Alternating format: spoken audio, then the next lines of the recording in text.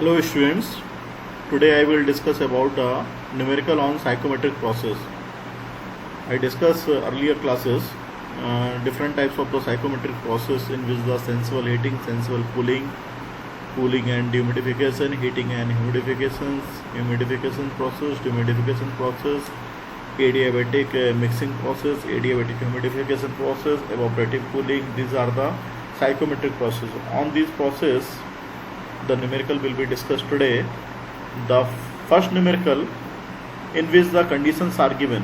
The problem number 1, an air conditioning system is designed under the following condition. एक air conditioning system को design किया जा रहा है जिसमें ये कंडीशंस दी हुई हैं. पहली आउटडोर कंडीशन दी है. आउटडोर कंडीशन में 30 degree DBT dry bulb temperature, 75% RH relative humidity. Required indoor condition है 22 degree centigrade dry bulb temperature और 70 डिग्री रिलेटिव ह्यूमिडिटी या 70% RH.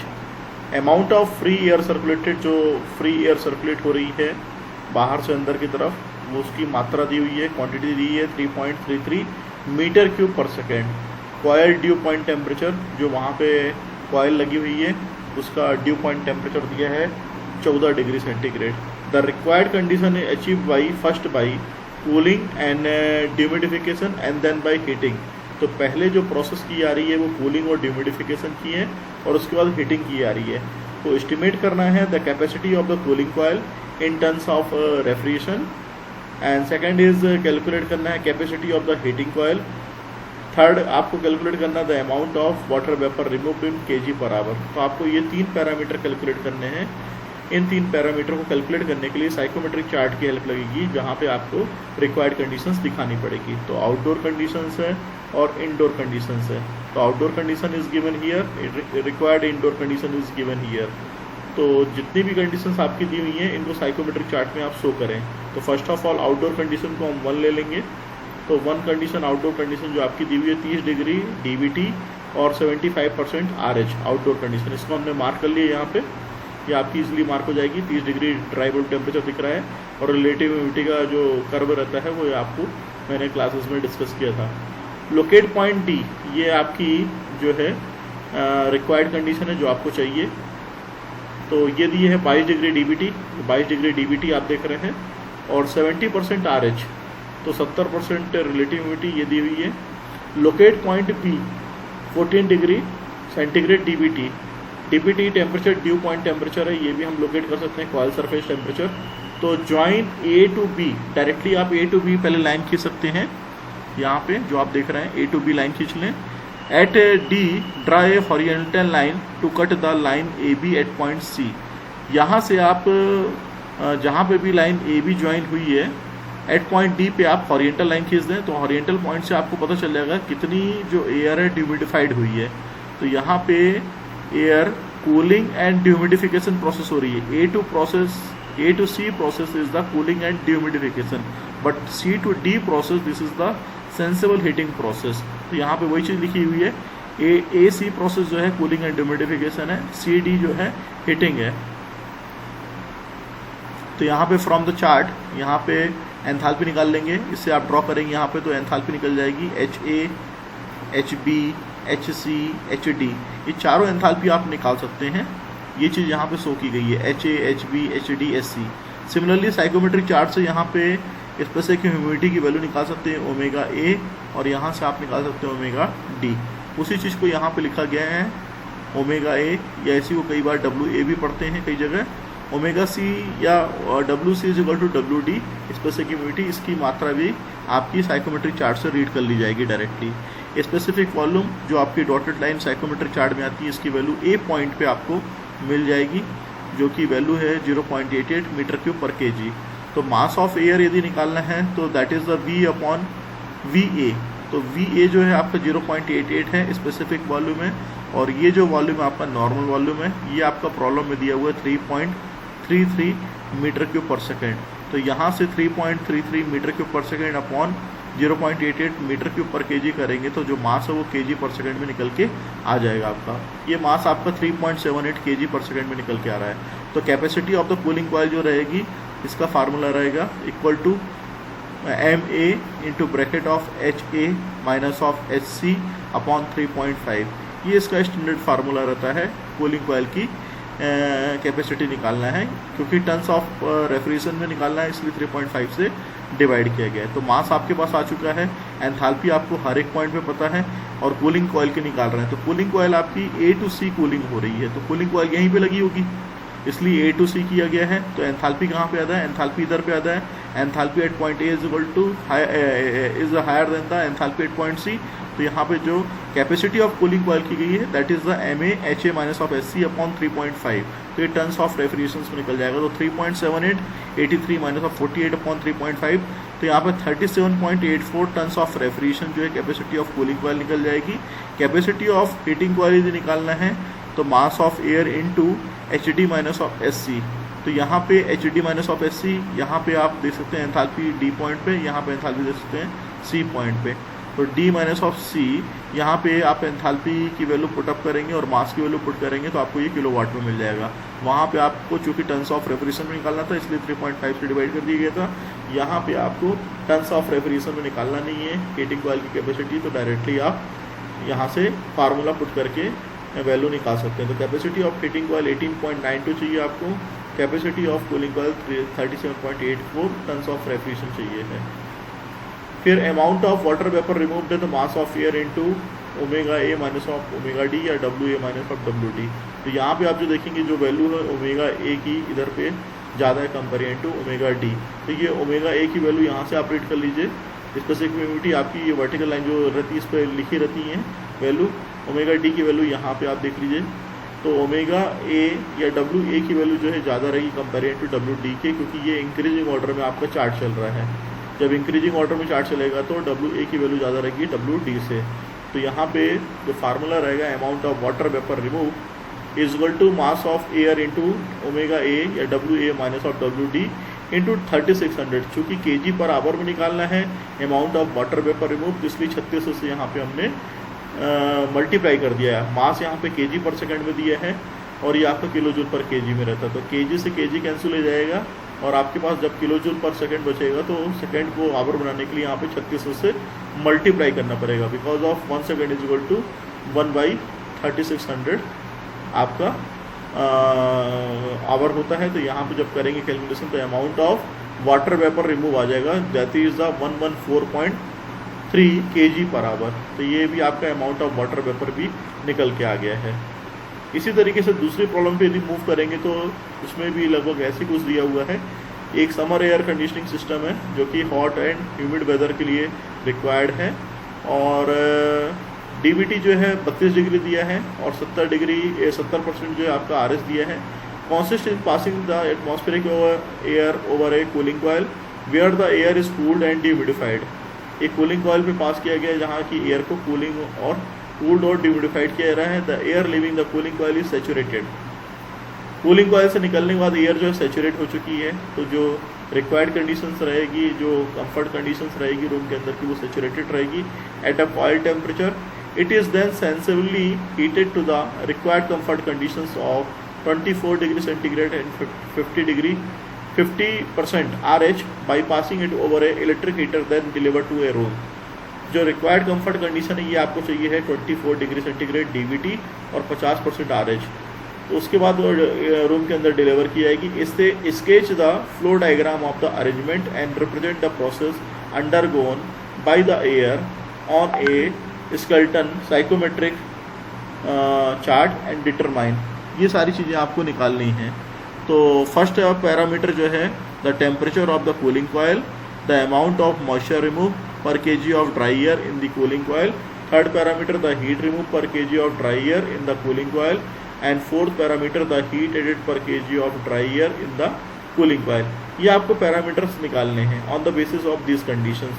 तो temperature of cooling coil, this is the primary data जो आपको निकालना है। वो आपका दो कंडीशन जो दी हुई है, आउटडोर कंडीशन और रिक्वायर्ड कंफर्ट कंडीशन, उसके बेस पे आप टेम्परेचर निकाल सकते हैं। The amount of moisture remove जैसे कि पिछली प्रॉब्लम में किया था वैसे ही निकालेंगे। द हीट रिमूव पर kg ऑफ ड्राई एयर, ये भी आपका निकल जाएगा। फार्मूला लगाएंगे हीट ट्रांसफ़र का, तो उससे आपको कूलिंग कॉइल के लिए हीट रिमूव निकल जाएगी। इसी तरीके से हीट ट्रांसफ़र का फार्मूला लगाएंगे तो हीटिंग कॉइल की निकल जाएगी। तो पहले कूलिंग कॉइल पे होके जा रही है एयर और उसके बाद डिह्यूमिडिफाइड होने के बाद हीटिंग कॉइल पे एयर सप्लाई हो रही है। तो यहाँ पे फ्रॉम द चार्ट, क्योंकि पहली कंडीशन ए है, यहाँ पे हम इसको ड्रॉ कर लेंगे। पहली कंडीशन आपकी दी है 32 और 70 है ना, तो यहाँ पे आपका जो डायग्राम है 32 डिग्री डीबीटी है और 70% आपकी RH है। ये आप ड्रॉ कर लेंगे, लोकेट कर लेंगे पॉइंट को पेंसिल से साइकोमेट्रिक चार्ट में।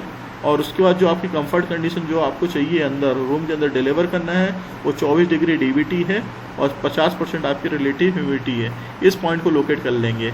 एंड आफ्टर दैट यहाँ पे जो आप देख रहे हैं कि पॉइंट ए से लेके पॉइंट बी तक जो खींची गई है लाइन, क्योंकि एयर सैचुरेट हो चुकी है, जब कूलिंग कॉइल से निकल के जा रही है, this is the cooling coil और डिह्यूमिडिफाइड हो रही है। यहाँ पे एयर यहाँ से पास हो रही है एयर ए पॉइंट से, और कूलिंग कॉइल से पास होने के बाद वो कूल्ड होके डिह्यूमिडिफाइड भी हो रही है।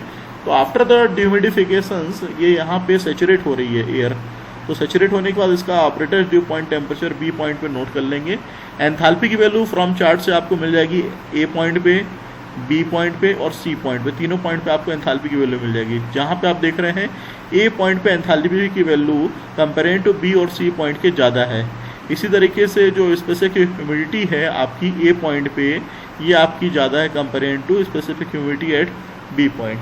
तो ए पॉइंट की स्पेसिफिक ह्यूमिडिटी ज़्यादा है क्योंकि यहाँ पे कंडीशंस आपकी टेम्परेचर भी ज़्यादा है और रिलेटिव ह्यूमिडिटी भी ज़्यादा है। अब आपका temperature of the cooling coil कैसे निकालेंगे? बी पॉइंट पे जो निकालना है, जो सबसे ज़्यादा रिक्वायर्ड टास्क है। तो बी पॉइंट पे निकालने के लिए जो तरीका रहता है कि आपने इसको यहाँ पे खींच दिया और यहाँ से एक वर्टिकल लाइन ड्रॉ कर देंगे, तो आपको यहाँ पे सीधे टेम्परेचर की वैल्यू रीड कर सकते हैं जो कि 13 डिग्री सेंटीग्रेड आ रही है। फिर उसके बाद अमाउंट ऑफ मॉइस्चर रिमूव कितना हो रहा है, तो अमाउंट ऑफ मॉइस्चर रिमूव करने के लिए आप देखेंगे कि यहाँ पे आपके पास 2 पॉइंट हैं। ये हीटिंग सेंसिबल हीटिंग हो रही है, तो बी पॉइंट पे स्पेसिफिक ह्यूमिडिटी और ए पॉइंट पे है। तो मॉइस्चर रिमूव के लिए ओमेगा ए या डब्ल्यू ए माइनस और डब्ल्यू बी, डब्ल्यू ए में ज़्यादा रहेगी specific humidity comparing to W B के। तो यहाँ से अमाउंट ऑफ मॉइस्चर रिमूव निकल जाएगा केजी पर केजी ऑफ ड्राई एयर के। हीट रिमूव कितनी है, हीट रिमूव कितनी हो रही है, तो ये आपको देखने लायक है। कूलिंग कॉइल से जब पास होगी तो एंथैल्पी एट पॉइंट ए पे ज़्यादा रहेगी और जब कूलिंग कॉइल से पास हो जाएगी तो एंथैल्पी कम हो जाएगी। तो 86 माइनस ऑफ 38 करेंगे तो heat remove 48 kg kilojoule per KG of dry air आ जाएगी। और यदि हीट एडेड कर रही हैं, क्योंकि हीट एडेड आपकी कब होगी, जब आप हीट एडेड कब होगी, जब आप उसको हीटिंग कॉइल से पास करेंगे। तो सी पॉइंट पे एंथैल्पी की वैल्यू ज़्यादा रहेगी कंपेयरिंग टू बी पॉइंट की, क्योंकि वहाँ पे टेम्परेचर बढ़ रहा है, एंथैल्पी की वैल्यू ज़्यादा रहेगी। तो 48.5 माइनस ऑफ 38 करेंगे तो यहाँ से 10.5 आ जाएगी। लोकेट पॉइंट ए, अब पॉइंट ए को लोकेट आपने कर लिया था, आपको हमने कंडीशन के हिसाब से बताया था 32 डिग्री और 70% RH दिया है। Locate point C, at point C draw a horizontal line. यहाँ सी पॉइंट से आप एक हॉरिजेंटल लाइन ड्रॉ करेंगे and to cut the saturation line at point B, जो कि बी पे कट हो रही है। Join A B point, A B point को आपने ज्वाइन कर दिया था, जो कि मैंने आपको शुरू में डिस्कस किया था। तो ए बी जो है कूलिंग एंड ह्यूमिडिफिकेशंस को शो कर रहा है और जो बी सी पॉइंट है वो सेंसिबल हीटिंग को शो कर रहा है। तो दिस इज़ द प्रॉब्लम, जहाँ की कि आपको simply amount of moisture remove निकालना था, साथ ही साथ में हीट रिमूव और हीट एडेड निकालना था। तो हीट रिमूव आपकी कूलिंग कॉइल में हो रही है, जबकि हीट एडेड जो हो रही है वो इलेक्ट्रिक हीटर में हो रही है।